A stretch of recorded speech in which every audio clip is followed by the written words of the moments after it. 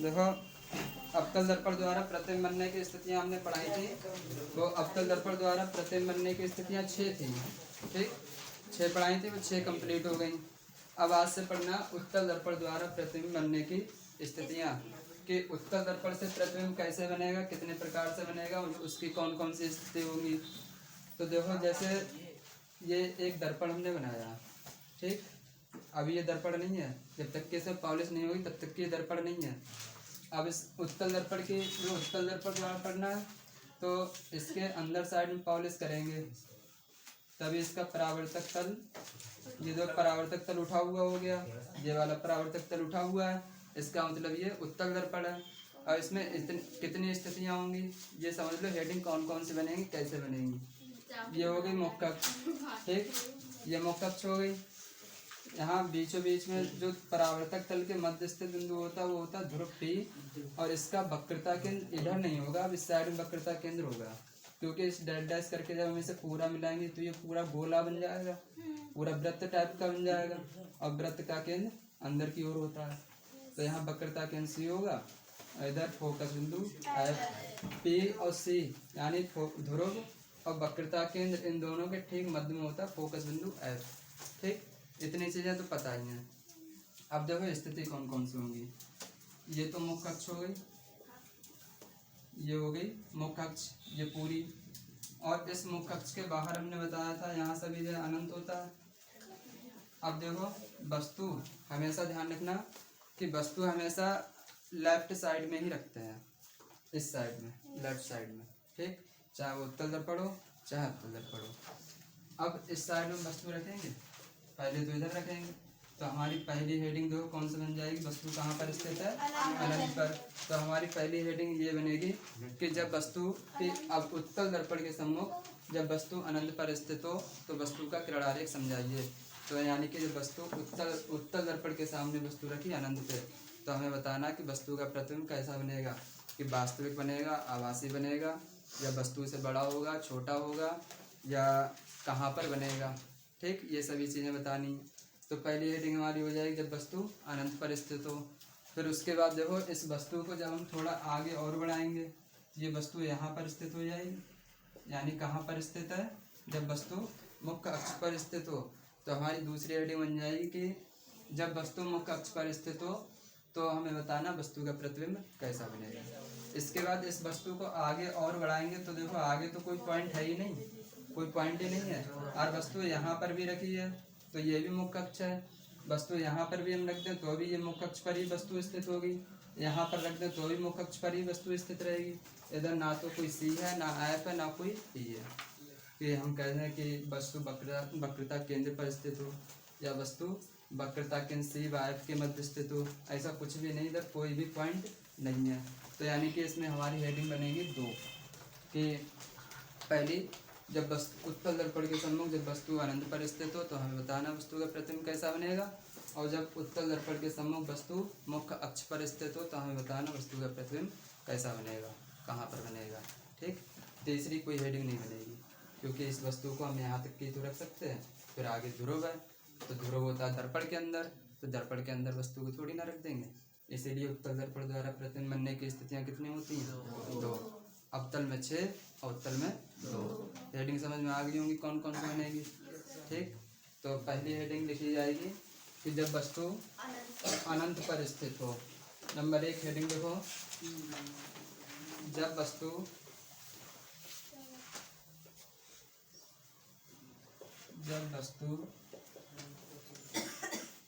अनंत पर स्थित हो। और अनंत का निशान बनाना चाहें तो देखो, अनंत का निशान ये होता है, जब वस्तु अनंत पर स्थित हो। उत्तल दर्पण की बात हो रही है, तो हमने ये उत्तल दर्पण बना लिया। अब चित्र ध्यान से समझना, दो वही 3 नियम लगेंगे और उनके अलावा कोई चौथा नियम नहीं है जो हमने पहले पढ़ाए थे। ये ध्रुव P, वक्रता केंद्र C, इधर फोकस बिंदु F, वस्तु अनंत पर स्थित है। ठीक,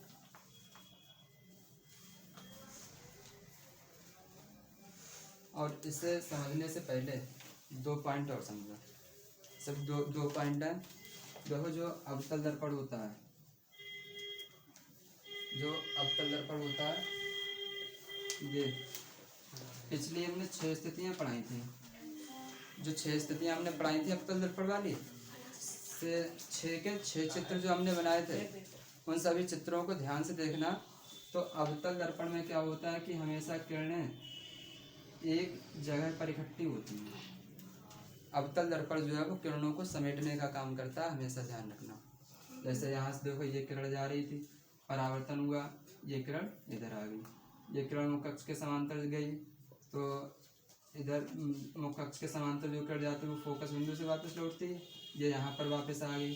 तो हम ये देख रहे हैं कि ये दोनों किरणें, देखो दोनों किरणें अभी दूर दूर थी, फिर बाद में इकट्ठी होकर ये एक ही पॉइंट पर मिल रही हैं, एक ही पॉइंट पर मिल रही हैं, ये दोनों किरणें इकट्ठी हो रही हैं। ठीक, तो अवतल दर्पण जो है वो हमेशा किरणों को समेटने का काम करता है, ये ध्यान रखना। ठीक, ये किरणों को समेटने का काम करता है, इसीलिए अवतल दर्पण को हम कहते हैं अभिसारी दर्पण। अभिसारी दर्पण, अभिसारी यानी जो सभी किरणों, सारी का मतलब क्या, सभी, यानी जो सभी किरणों को इकट्ठा कर ले। ठीक, उसे हम कहते हैं अभिसारी दर्पण। अभिसारी दर्पण किसे कहते हैं, तो अवतल दर्पण को।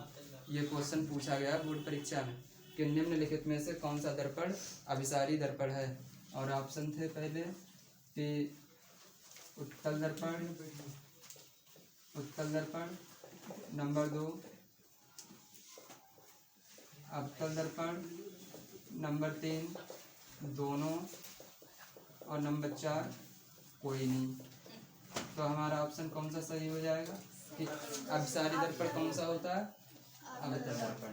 ठीक, और क्यों होता है, क्योंकि अवतल दर्पण ये हमेशा किरणों को समेटने का काम करता है, इसीलिए अवतल दर्पण को अभिसारी दर्पण कहते हैं। ऐसे ये अवतल दर्पण जब किरणों को समेटने का काम करता है तो इसे अभिसारी दर्पण कहते हैं। और उत्तल दर्पण ठीक इसके अपोजिट होता है, ये हमेशा किरणों को फैलाने का काम करेगा, किरणों को हमेशा दूर दूर हटाएगा। ठीक, ये किरणों को समेटता है अवतल दर्पण, और उत्तल दर्पण किरणों को फैलाने का काम करेगा, एक दूसरे से दूर हटाएगा। इसीलिए उत्तल दर्पण को हम अपसारी दर्पण भी कहते हैं, अपसारी दर्पण। ठीक, तो ये भी ध्यान रखना। हालांकि अभी ये दोनों पॉइंट हम नोट करके लिखवा देंगे जिससे भूलो ना। ठीक, अभी देखो इतना समझो सिर्फ कि अवतल दर्पण किरणों को समेटने का काम करता है, जबकि उत्तल दर्पण किरणों को फैलाने का काम करता है। अब देखो ये वस्तु अनंत पर स्थित है, यहाँ कहीं वस्तु स्थित होगी, तो इस वस्तु से प्रकाश की किरणें चलेंगी। तो पहली किरण इस तरीके से मुख्य अक्ष के समांतर जाएगी, मुख्य अक्ष के समांतर जाएगी। तो जब ये किरण, पहली किरण मुख्य अक्ष के समांतर गई, तो अब यहाँ से देखो परावर्तन होगा, ये परावर्तक तल है, यहाँ से परावर्तन होगा। तो परावर्तन के बाद ये किरण इस तरीके से नीचे भी वापस जा सकती है, ऊपर भी जा सकती है, इधर भी जा सकती है, नीचे भी ले जा सकते हैं। ये किरण तो कहीं भी जा सकती है, तो हमें कैसे पता चले ये किरण कहाँ जाएगी, नियम के तहत ही तो होगा। तो ये किरण कहाँ जाएगी, तो इसके लिए हमने जो तुम्हें बताया कि ये किरणों को फैलाने का काम करेगी। परावर्तन होगा, ये किरण चली जाएगी इस तरीके से ऊपर। ठीक, परावर्तन हो गया, परावर्तन के बाद किरण ऊपर की ओर चलेगी, ये किरण ऊपर की ओर इस तरीके से चलेगी। ऐसी दो वस्तु तो बहुत बड़ी है, एक किरण इस तरीके से मुख्य अक्ष के समांतर और आएगी, तो यहाँ परावर्तन होगा, ये भी किरण दूर हट जाएगी। तो देखो परावर्तन हो गया, एक किरण ऊपर जा रही है, एक नीचे की ओर, ये एक दूसरे को कहीं नहीं काट रही हैं, जहाँ पर काटेंगे वही बनेगा वस्तु का प्रतिबिंब। तो हम देख रहे हैं ये किरणें, ये ऊपर की ओर जा रही है, नीचे की ओर, क्या ये एक दूसरे को कहीं काट रही हैं, कहीं नहीं काट रही। जब नहीं काट रही तो वस्तु का प्रतिबिंब भी नहीं बनेगा, और जबकि हमें प्रतिबिंब बनाना है। तो इस कंडीशन में हम क्या करेंगे, ये किरण जो ऊपर की ओर गई और इसको हम डैश करके इस तरीके से पीछे हटाएं। ठीक, एक किरण ये नीचे की ओर जा रही है और इसको भी हम डैश करके पीछे हटा दें, तो ये कहाँ पर मिलेंगी, फोकस बिंदु पर, फोकस बिंदु पर मिलेंगी। और एक चीज़ और बता दें कि फोकस बिंदु पर ही क्यों मिलेंगी, हम डैश करके इसे वक्रता केंद्र पर भी तो मिला सकते थे। ये पॉइंट ध्यान समझना, हम चाहते तो डैश करके इसे वक्रता केंद्र पर भी तो मिला सकते थे, लेकिन फोकस बिंदु पर ही क्यों मिलाया। तो नियम की ओर जरा पहुँचो, जो किरण मुख्य अक्ष के समांतर जाती है वो कहाँ से वापस लौटेगी? फोकस बिंदु से। देखो ये किरण मुख्य अक्ष के समांतर जा रही, कहाँ से वापस लौट रही है? फोकस बिंदु से आ रही है। वही नियम लग रहा है। ठीक, अब देखो इसे डैश डैश करके हमने मिलाया तो प्रतिबिंब कैसा है? आभासी। और आभासी के साथ में से कैसा बनता है? सीधा। आभासी सीधा। और कहाँ पर बन रहा? ये जो साइज की बात करें तो वस्तु बहुत बड़ी है और जबकि प्रतिबिंब ये बिंदु टाइप का बन रहा है। तो प्रतिबिंब कैसा बन रहा है? वस्तु से बहुत छोटा, या हम ये भी कह सकते हैं कि बिंदु आकार का, वस्तु से बहुत छोटा। और कहाँ पर बन रहा है? तो फोकस बिंदु एफ पर। ठीक, बस यही पॉइंट चेंज करने हैं, थोड़ी बाकी बस वही सेम है कि उपर्युक्त किरण आरेख से स्पष्ट है कि जब वस्तु अनंत पर स्थित हो तो वस्तु से चलने वाली प्रकाश की किरणें दर्पण से परावर्तन के पश्चात आभासी सीधा, वस्तु से बहुत छोटा एवं फोकस बिंदु एफ पर वस्तु का प्रतिबिंब बनाती हैं। ठीक, ये थ्योरी लिखी जाएगी। पहले इसका चित्र बनाओ, फिर उसके बाद थ्योरी बोलना, थ्योरी लिखना। उपर्युक्त किरण आरेख से स्पष्ट है कि उपर्युक्त किरण आरेख से स्पष्ट है कि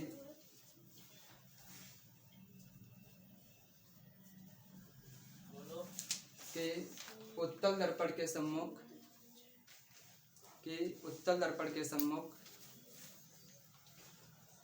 जब वस्तु अनंत पर स्थित हो तो उपर्युक्त किरण आरेख से स्पष्ट है कि उत्तल दर्पण के सम्मुख जब वस्तु अनंत पर स्थित हो तो वस्तु से चलने वाली प्रकाश की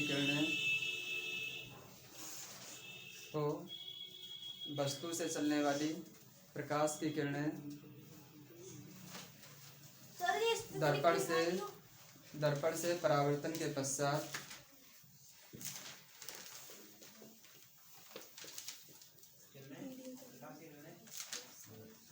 जब वस्तु अनंत पर स्थित हो तो वस्तु से चलने वाली प्रकाश की किरणें दर्पण से परावर्तन के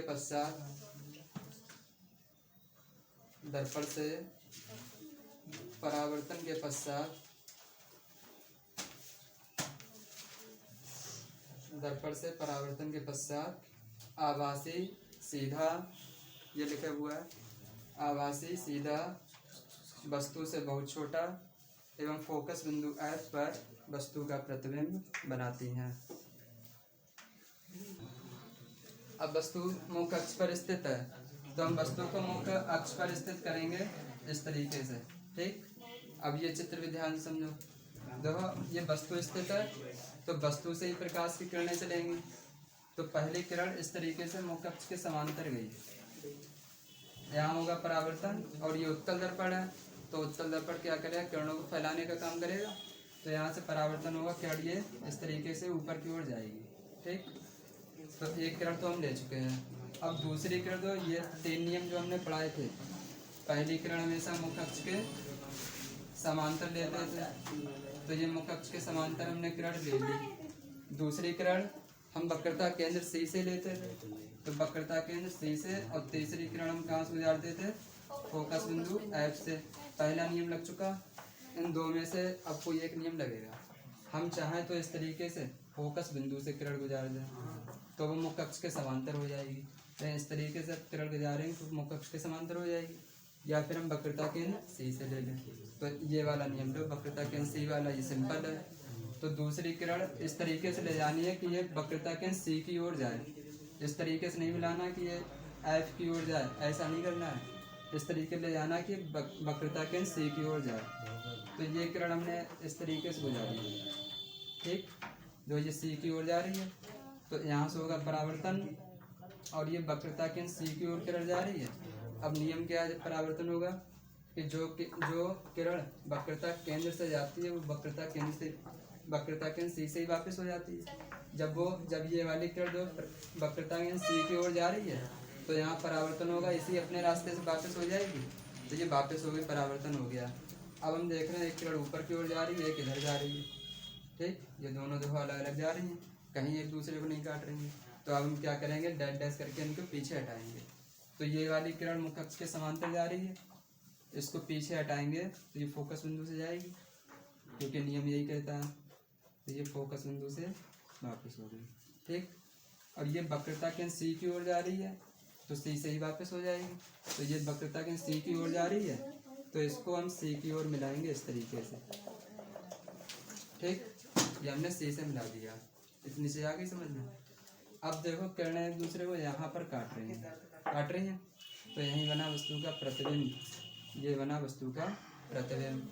अब हम देख रहे हैं कि जो प्रतिबिंब है ये डैश डैश करके हमने मिलाया किरणों को, इसीलिए ये प्रतिबिंब बना आभासी।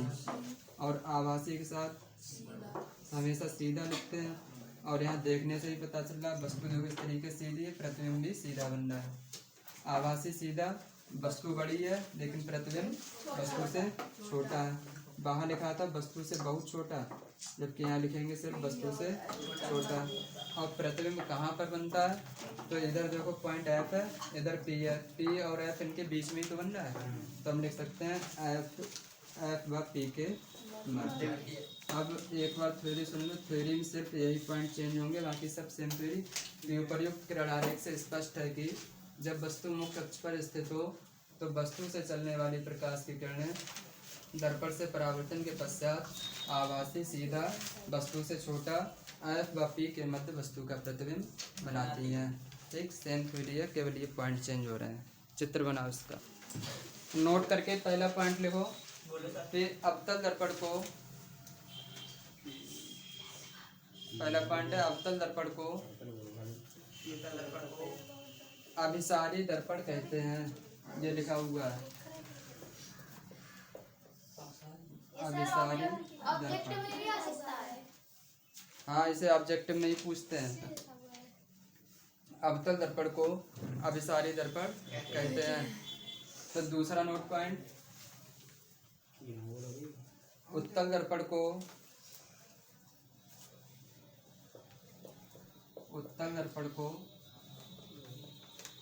अपसारी दर्पण कहते हैं। अपसारी, ये लिखा हुआ है अपसारी दर्पण।